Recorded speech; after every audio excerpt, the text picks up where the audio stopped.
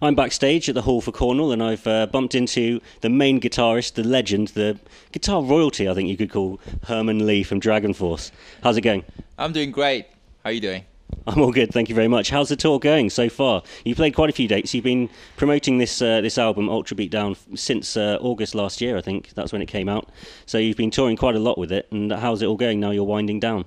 Oh, it's great. We're on the fifth show actually now for this last part of the album tour. And yeah, it seems like every time we make an album, we start in the UK and finish in the UK again, yeah. Excellent. And how do you think that this album sort of moves on from the Inhuman Rampage CD? Do you think you've progressed a lot musically? I believe so because, we aimed, that was our aim when we were making the album, is to, make it more dynamic, make more changes, and make it more melodic and, more, generally try to get better at everything. We have to improve. We can't just make the same album again and again. Yeah. And the first track on the album is Heroes of Our Time, and that was actually Grammy nominated, wasn't it? How did you guys feel when you heard the news about that? I thought it was a joke. I thought people were winding me up, actually. When someone said to me, "Oh, you guys nominated," I go, "Ha ha ha!" Really funny. Yeah, but that's great. I don't think anyone would have thought that was going to happen. No way. Yeah. From haters to people that like us, they wouldn't have expected that. Yeah. And when you lost out to Metallica, how did you feel then?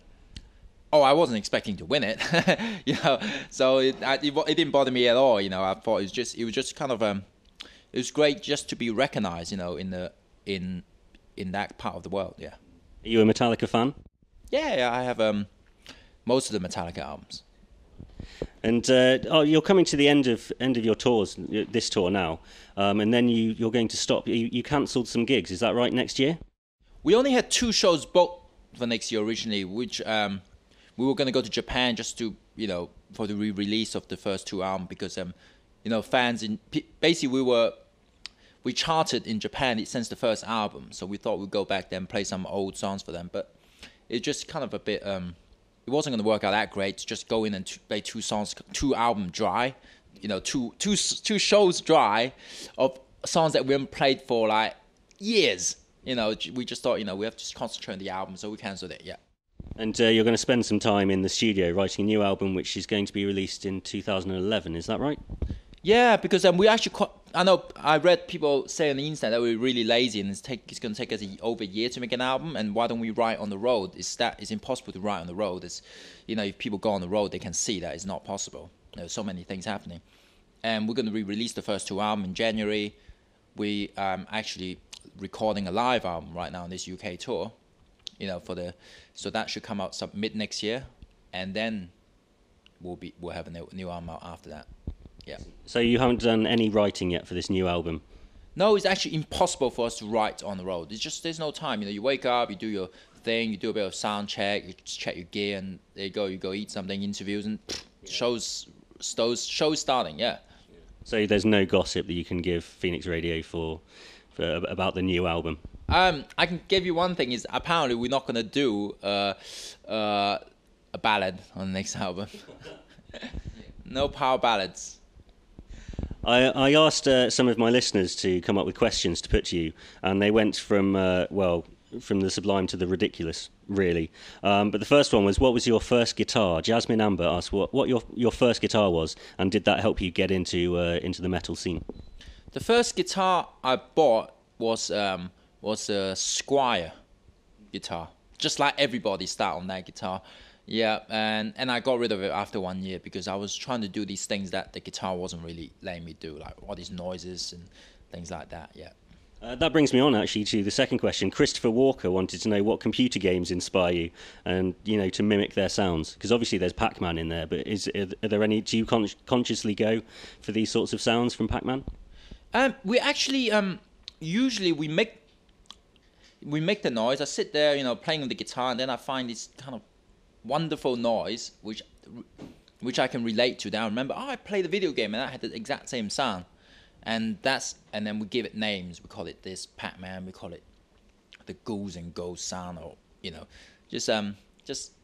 just kind of I think from playing video games, we kind of found these sounds coming on the guitar kind of cool. If people don't play video games, they probably made those sounds, but they just couldn't relate to it and they wouldn't use it. Now, we are down in Cornwall, quite far into Cornwall now, the dark depths of Cornwall. Not many bands, if any bands of your sort of standing, come down this far.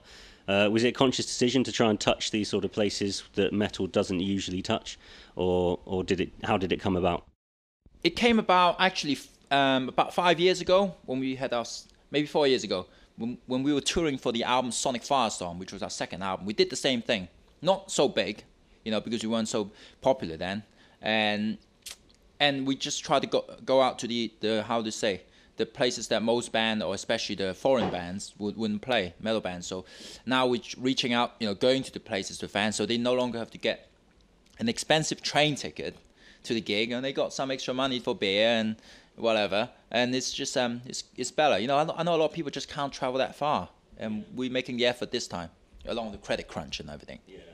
Well, no, I think it's brilliant, and I've really been promoting this on the radio show, obviously, because I think the more people that come to this, the more promoters hopefully will put on these gigs down here, and the more metal bands will come. So hopefully you've started a bit of a wave, a bit of a trend, if you will. So that's great. Moving on to just final little thing now. We're very close to the gig starting now. We're just hours away from you hitting the stage. What do you do to try and get yourself into the zone and prepare yourself, get it ready for the show? I actually, most people try to kind of hype themselves up, shout, scream, whatever. I actually need to calm down so I don't get too excited. Because when I start getting too excited sometimes on stage, the adrenaline and stuff, and you can't really relax, and it's hard to play fast. So really have to relax and just be cool, and then when you hit the stage, bang, you're ready, you can play it. So just take it easy. Watch the band, chat to other guys in the band, check out everyone's show. And every band on this tour have been really amazing. Silosis, Glamour of the Kill, Sabaton. They've really been, excellent on stage. So we got work cut out on this tour of these guys. Yeah. Yeah. So they're chasing you, are they? Yeah. We have to play good every single night, or we're in trouble. Yeah. Excellent. Well, I've seen Sabaton playing, and I thought they were fantastic. So I'm really looking forward to seeing how you do tonight. But thanks a lot for joining me. Well, thanks for having me. Go and enjoy your show, and thanks a lot.